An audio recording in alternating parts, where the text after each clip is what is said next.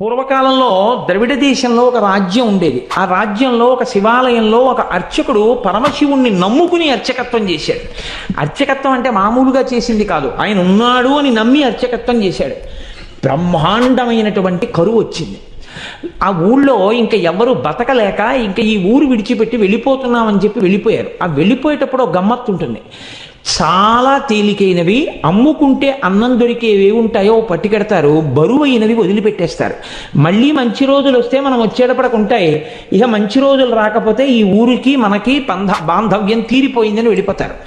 వాళ్ళు వెళ్ళేటప్పుడు ఆవుల్ని గేదెల్ని తీసుకెళ్లరు. ఎందుకు తీసుకెళ్లరో తెలుసా అండి? తమ కడుపు నిండడానికే మార్గం లేదు, ఇంకా వాటిని ఏం మేపుతారు. కాబట్టి కరువు వచ్చినప్పుడు ఆవుల్ని గేదెల్ని ఇంకా పోషించలేక ముందు నీరు పోయలేరు, కాబట్టి వాటిని వదిలిపెట్టేసి వెళ్ళిపోతారు. అలా వెళ్ళిపోయారు ఆ ఊళ్ళో వాళ్ళందరూ. ఈ శివాలయంలో అర్చకుడు అన్నారు, నువ్వు కూడా వచ్చేసేయి మాతో అన్నారు. అంటే ఆయన అన్నాడు, నేను వెళ్ళిపోతే శివుడికి అన్నం ఎవరు పెడతారన్నాడు. ఇది భక్తి అంటే. అందరూ వదిలిపెట్టేశారు ఊరు. ఈయన వదిలిపెట్టేయచ్చు, కానీ ఈయన బతకడం కాదు, ఆ గుళ్ళో శివుడు బతకాలి. అందరినీ బతికించేవాడు అందరినీ ఊరి నుంచి పంపించేస్తున్నాడు. వాడికి దయలేనప్పుడు నేను ఎందుకు ఉండాలనాలి? ఆయన అలా అనలేదు, వాడికి నేను అన్నం పెట్టాలన్నాడు.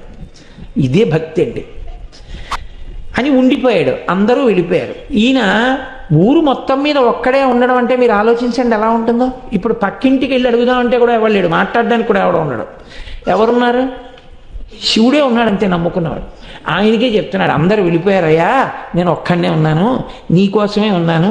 నేను వెళ్ళిపోతే నీకు ఇంత ముద్దెట్టేవాడు లేడు, ఇంత ముద్దెడదామని ఉన్నాను. నాకు దొరికితే నీకు సగం పెడతాను, నాకు దొరకడం మానేసింది అనుకో, ఇద్దరం పస్తుందాం అని చెప్పాడు.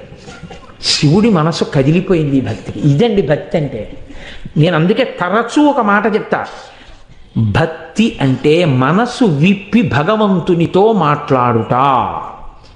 ఓ స్తోత్రాలు చదివేయడమును ఇలా ఇలా ఇలా ఇలా ఇలా యాక్షన్ 500లు భక్తి అనరు. మనసు విప్పి భగవంతుడితో ఉన్నదున్నట్టు నిలబడి నిజాయితీగా ఉండుట, దానికి భక్తి అని పేరు.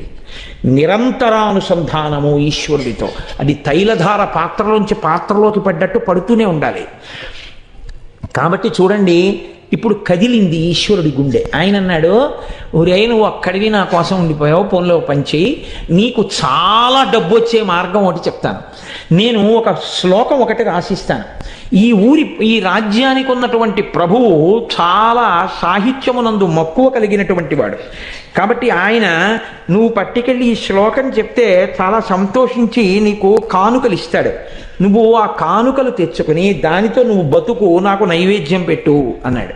అంటే అలాగే అంగీకరించి ఆ గుడిలో ఉండేటటువంటి అర్చకుడు ప్రభువు దగ్గరికి వెళ్ళాడు.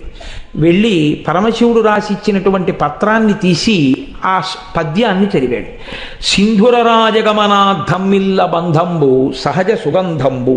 అందులో ఉంది, పార్వతీదేవి యొక్క కేశపాశము సహజమైనటువంటి సువాసనతో కూడి ఉంటుంది. సింధురరాజగమనాథమ్మిల్ల బంధంబు సహజ సుగంధము.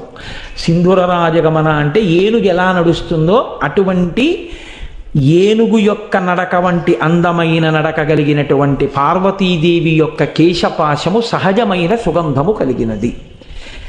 ఆ రాజు యొక్క ఆస్థానంలో ఆస్థానకవి ఒక ఆయన ఉండేవాడు, నత్కీరుడు అని ఆయన పేరు.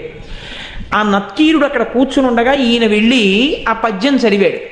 చదివితే ప్రభువు సంతోషించబోయాడు. నత్కీరుడు లేచి అన్నాడు, తప్పిది చెప్పరాదు, కవితా సమయంబున నొప్పు కాదు, నీవిప్పగిదిన్ రచయింపవచ్చునే అన విప్రుడు తెల్లబోయి, నాక పరమేశ్వరుండు ఈ వసుధాదిపుపై రచయించి ఇచ్చేగాని ఏ ఒప్పును తప్పునేనరుగా ఉత్తములారయటంచు క్రమరన్. కాళహస్తీశ్వర మహాత్యంలో ధూర్జటి ప్రణీతం ఇది. ఆయన అన్నాడు, అయ్యయ్యో తప్పిది చెప్పరాదు, ఇలా చెప్పచ్చా? తప్పు ఎలా చెప్తున్నావు? కవితా సమయంబున నొప్పు కాదు. ఒక కవిత్వం చెప్తే దానికి ఒక నియమం ఉంటుంది. ఏది సహజంగా ఉంటుందో అది చెప్పాలి. అసహజమైన విషయం రాడు. వెంట్రుకలకి సువాసన ఉండడం ఏంట్రా? ఎలా రాసుకొచ్చావు? కవితా సమయంబున నొప్పు కాదు, నీవప్పగిదిన్ రచయింపవచ్చునే, నువ్వు ఇలా రచనలు చెయ్యొచ్చా అని అడిగాడు నత్తీరుడు లేచి. పాపం ఆయన శివాలయంలో అర్చకుడు, పాపం కవిత్వం రాదు. నత్తీరుడంతటి వాడు లేచి గద్దించేటప్పటికీ హడిలిపోయాడు. హడిలిపోయి నమస్కారం చేసి కాళ్ళ మీద పడిపోయి అన్నాడు, ఆ పరమేశ్వరుండు ఈ వసుధాదిపుపై రచించి ఇచ్చే కాని ఏ ఒప్పును తప్పు నేనురుగా ఓ ఉత్తములారయటన్సు క్రమరన్. ఓ ఉత్తములారా, నేనేమీ రచించలేదు, నాకు తెలియదు. అన్నం లేదని ఏడుస్తుంటే ఉంటే నీకు పెడతా, లేకపోతే లేదయ్యా శివయ్య అన్నాను. అంటే నాకు రాసి ఇచ్చాడు. నేను ఈ రాజు మీద రాశానయ్యా వెళ్ళన్నాడు. డబ్బు ఇస్తాడన్నాడు. వచ్చాను, చదివాను, నేను రాయలేదు. ఈ తప్పు నాకు తెలియదు, నన్ను మన్నించండి, క్షమించండి, నేను వెళ్ళిపోతున్నాను అన్నాడు. పో అన్నాడు. తిరిగి వచ్చేసాడు. ఎక్కడికి వచ్చాడు? వెళ్ళిపోలేదు.